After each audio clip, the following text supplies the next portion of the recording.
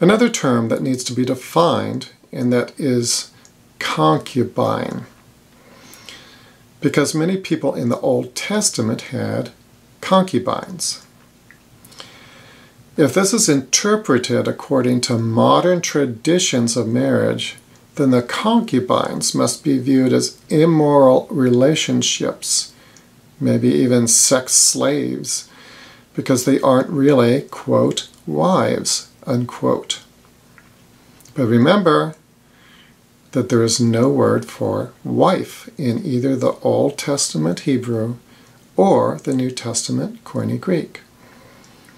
Applying the modern traditions of marriage to translation causes problems again. We can figure out what was going on by considering just a couple of verses in Genesis. Look at what Genesis 25 verse 1 says in a modern translation.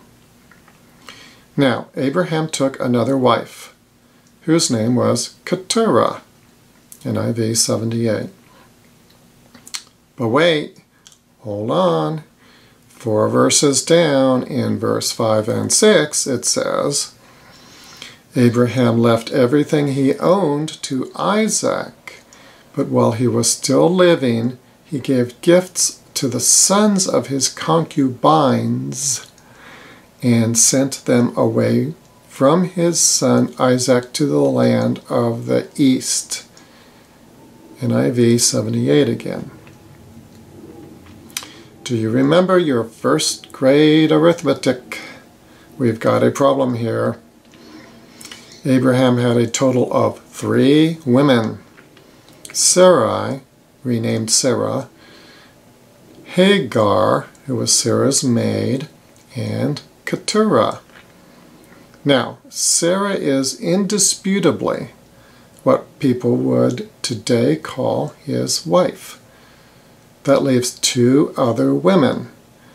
And concubines, in verse 6, is indisputably plural in number in the original text.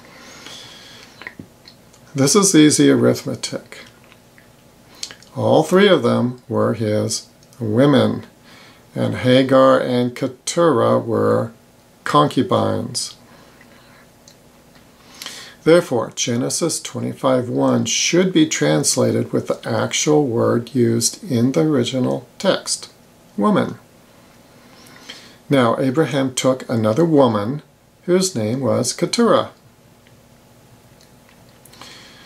Verses 5 and 6 also reveal what a concubine is.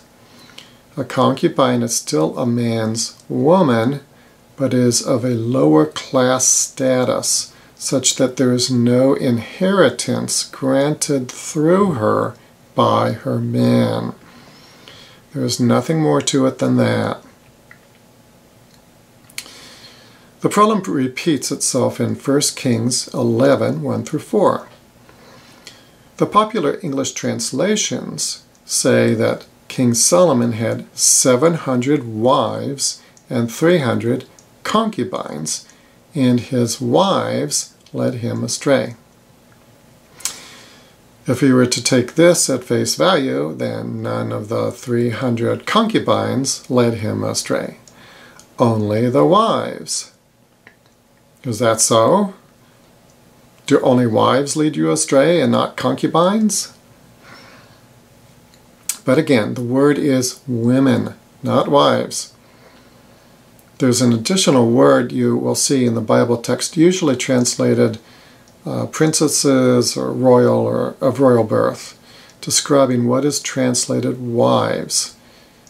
Eliminating the word wives, we have Solomon loved many foreign women, 700 women, royal princesses, and 300 concubines, and his women turned his heart astray. Again, the scripture becomes simple. And again, this does not make polygamy or the class status of concubines right, but God does not condemn these men for either. What God condemns is unfaithfulness. Let's discuss that next.